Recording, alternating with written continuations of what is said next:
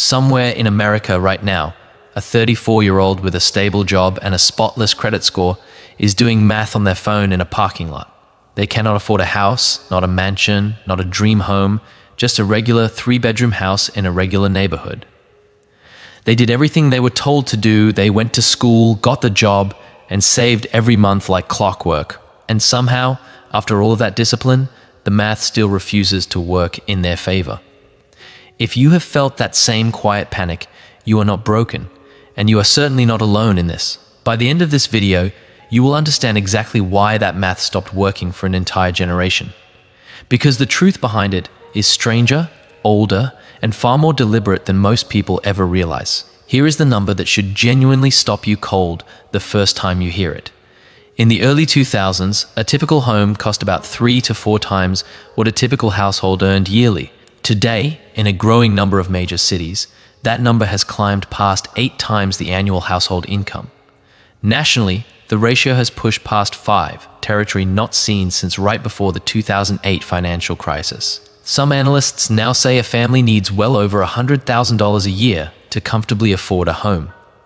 The actual median household income in this country sits tens of thousands of dollars below that exact mark. Income did not collapse over these years. Homes simply pulled away faster than paychecks could ever hope to follow. Once you understand why they pulled away, you will never look at a mortgage rate the same way again. Think for a moment about what that widening gap actually means for one real, ordinary person. It is not that they are failing to reach the goalpost through some fault of their own. The goalpost itself is moving faster than any single person could ever realistically run toward it. It feels less like a normal race, and more like sprinting after a train that keeps quietly accelerating. To understand exactly how we got here, you have to go back to a version of America that feels like fiction. After the Second World War, the United States built housing at a scale the world had genuinely never seen before. Entire towns went up in a matter of months, filled with families moving in almost as fast as builders finished. A single factory income back then could comfortably support a mortgage, a car, and an entire family without much strain. This was not simply the free market working perfectly on its own, without any outside help at all. It was policy, deliberate and government-backed, shaping the entire housing landscape for decades that followed. The government backed long-term, low-interest mortgages and made the 30-year fixed loan the true American standard. Building moved quickly because zoning restrictions were loose and undeveloped land was still genuinely abundant everywhere. Then, slowly, almost without anyone noticing at first, something in that entire system began to shift. Cities and suburbs that once welcomed rapid new construction started actively fighting against it instead. Local governments handed enormous power to existing homeowners through zoning laws and lengthy public permitting hearings. A small vocal group of current residents could now block new housing projects for years at a time. Here is the uncomfortable dynamic that most economists rarely say out loud in plain language. Homeowners have every financial incentive to make absolutely sure nothing new ever gets built near their own property. Scarcity, plain and simple, is exactly what makes their own individual house worth more money over time. This is not some grand conspiracy orchestrated from a boardroom somewhere behind closed doors. It is simply human incentive, multiplied across millions of households, quietly voting the same way year after year. The result was entire metro areas where jobs and population kept growing, but new homes barely moved at all. When demand keeps climbing steadily and supply barely creeps forward, prices really only have one direction left to go. Think about what one single restrictive zoning code actually does across a span of 40 consecutive years. A rule allowing only one house per lot, never a duplex, sounds harmless enough in any single town meeting. But multiply that same rule across thousands of towns and cities, sustained relentlessly for decades on end. You have effectively made it illegal to build enough homes exactly where the jobs and opportunity actually are. Builders never actually stopped wanting to build more housing for a growing and hungry market. They were simply told, block by block and meeting by meeting, that they largely were not allowed to. Now layer on top of that a financial system that fundamentally rewired what a house even is. For most of the 20th century, a home was primarily shelter that happened to appreciate a little over time. By the 2000s, it had become something else entirely, a financial asset actively traded on Wall Street. Mortgages were bundled together into securities and sold off to investors scattered all around the world. More available capital meant more lending, which certainly sounds like a good thing on paper alone. But it also meant a house's price was no longer set only by what a neighbor could actually pay. It was increasingly set instead by whatever global capital happened to be willing to bid for it. That entire system, predictably enough, eventually broke apart under the weight of its own excess. The 2008 crash happened because lending standards collapsed almost completely across the entire industry. People were handed mortgages they could never have realistically repaid under any normal circumstance. Millions of families across the country ended up losing the homes they had worked so hard for. But here is the crucial part that most people never actually connect back to today's ongoing crisis. As foreclosures flooded the market, large institutional investors and private equity firms quietly stepped in. They bought enormous numbers of single-family homes in bulk, often entire neighborhoods at a single time. For the first time in American history, corporations became landlords of ordinary suburban houses on ordinary streets.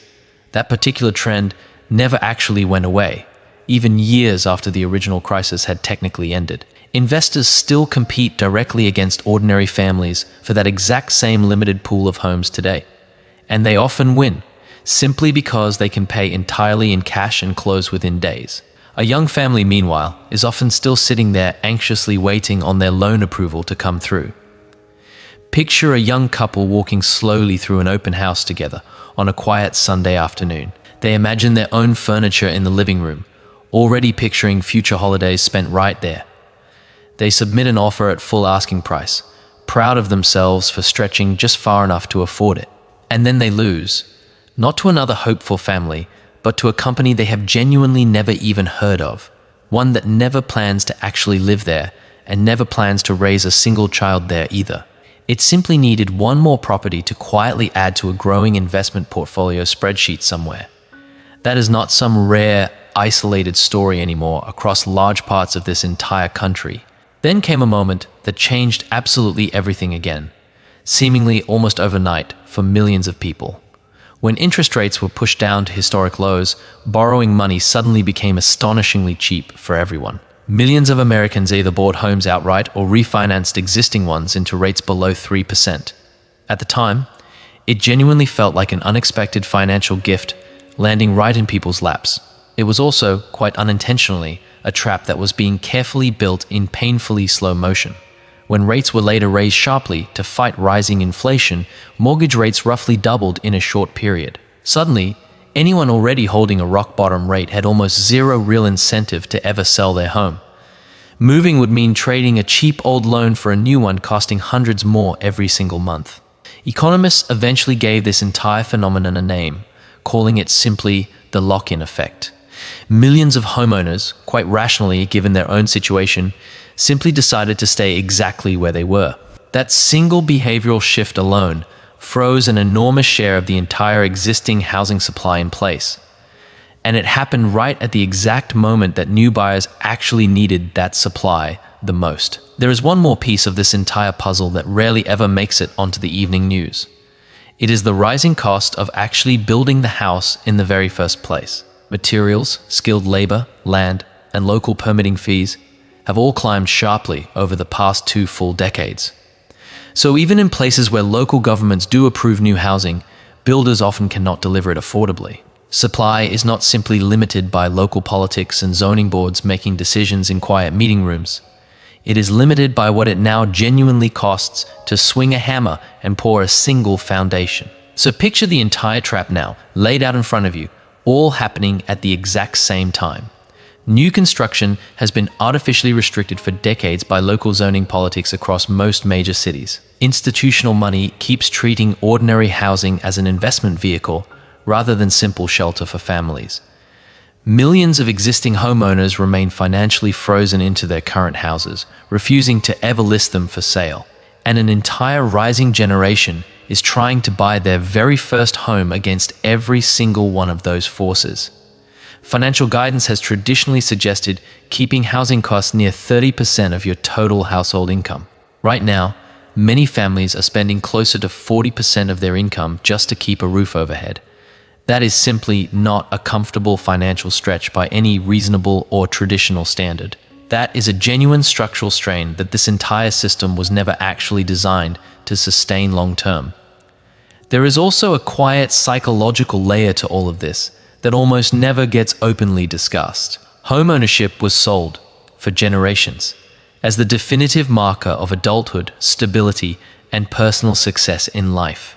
Parents told their kids to buy a house the very second they could realistically afford to do so. That old message never actually updated itself once the underlying economic math began to fundamentally change beneath it. So today, countless people are chasing a financial milestone built for a completely different economic era entirely. Now stop here for just a second, because everything you have heard so far is only half of the story. Zoning restrictions, Wall Street financing, cheap money, frozen sellers, and rising costs do not explain this alone. It is what happens when all five of these forces collide at once, inside the exact same market.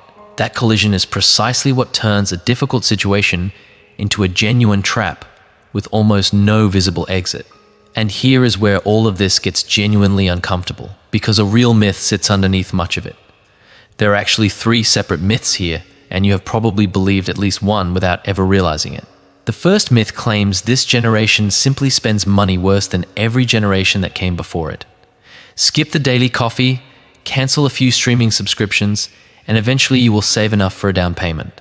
It is a comforting story mainly because it makes the problem feel personal and therefore fixable through discipline alone. It is also, when you actually run the numbers, remarkably close to complete financial fiction. When prices rise by tens of thousands of dollars a year, no amount of skipped lattes closes that gap. You simply cannot outsave an asset class that is appreciating faster than your own personal income ever could. The second myth insists that renting forever is somehow a personal failure rather than a rational choice. For decades, renting was framed as throwing money away, while buying was framed as steadily building real wealth. That framing was genuinely true back when home prices grew steadily, predictably, and in step with local wages. It is far less certain today. At these historically extreme price-to-income multiples seen across most major markets, wealth building through real estate still absolutely works. It simply no longer works quite the same familiar way. The third myth is quieter than the other two, and in many ways it is far more dangerous. It insists that if you do not buy right now, you will be permanently locked out forever after this. So people stretch themselves far beyond what is actually financially sustainable, just to get in the door somehow.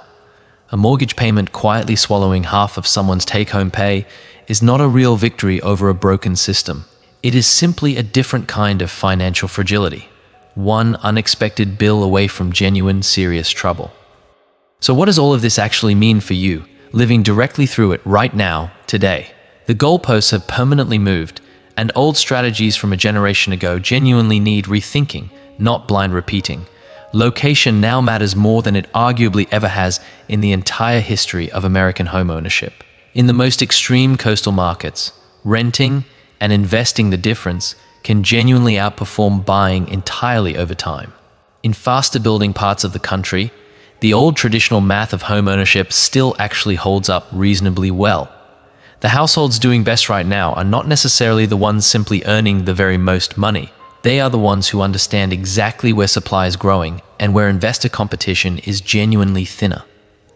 There is also a quieter strategy worth naming here, one that is not glamorous or exciting at all. It is patience paired with real flexibility, considering a smaller starter home or even a different city entirely.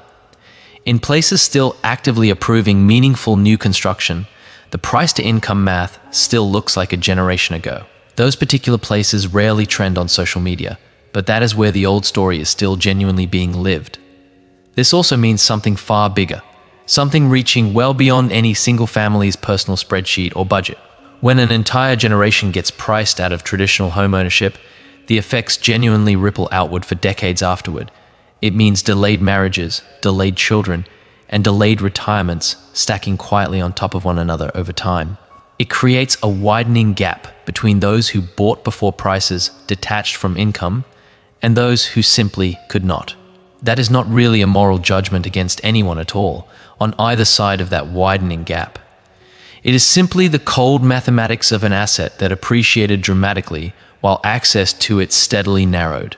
Here, finally, is the realization that ties every single piece of this entire story together at last. This did not happen because Americans somehow forgot how to work hard, save carefully, or plan responsibly. It happened because housing quietly transformed from a place to live into one of the most sought-after investment assets on earth, guarded by restrictive local politics, financed through tradable securities, and increasingly purchased by capital instead of families. Every single zoning meeting, every cash offer, every rate hike felt like a separate, disconnected event at the time. Laid end to end across the decades, they actually form one single, completely unmistakable pattern underneath it all. A slow, largely invisible transfer of the most fundamental asset in American life, happening quietly in plain sight. Moving steadily away from ordinary families and toward whoever already happened to hold the necessary capital. And that is the part genuinely worth sitting with, long after this particular video finally comes to an end.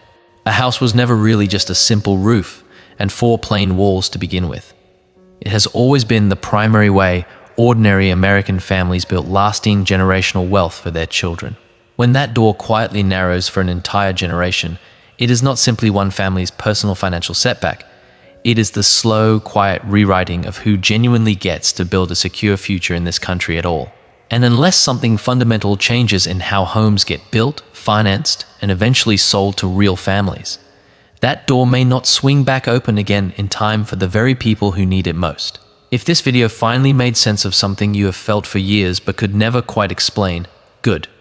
That is exactly why this channel exists, to take the confusing, unfair parts of money and explain them clearly. Hit subscribe right now so the next time something in your own financial life stops adding up, you already know where to turn.